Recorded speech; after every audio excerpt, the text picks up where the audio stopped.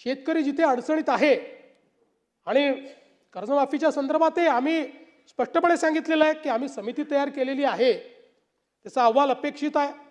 आणि आम्ही कर्जमाफीच्या संदर्भात जे काही आश्वासन दिलेलं आहे ते उचित वेळी आम्ही पूर्ण करणारच आहोत। त्या संदर्भात आमचा प्रयत्न असा आहे की आपण ही कर्जमाफी देत असताना मागच्या अनेक कर्जमाफ्यांमध्ये जे आपल्या लक्षात आलं की बँका चुकीच्या पद्धतीचे अकाउंट देतात, जुने अकाउंट्स काढून आपल्याकडनं पैसे घेऊन घेतात। आता आपण ॲग्रीस्टॅक म्हणजे 100% शेतकऱ्यांचं आपण त्या ठिकाणी नोंदणी, त्यांच्या जमिनीची नोंदणी, त्यांच्या सातबाराचा सगळा अहवाल अशा पद्धतीनं आपण एक शेतीचा डिजिटल रेकॉर्ड तयार केलेला आहे। आता हा शेतीचा डिजिटल रेकॉर्ड आधार आणि आधार आपल्याला माहिती आहे की कर्जाचं अकाउंट आधार सीडेड आहे, अशा सगळ्या गोष्टी एकत्रित घेऊन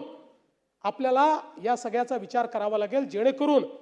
जो खरा गरजू आहे त्याला त्या ठिकाणी कर्जमाफी मिळाली पाहिजे।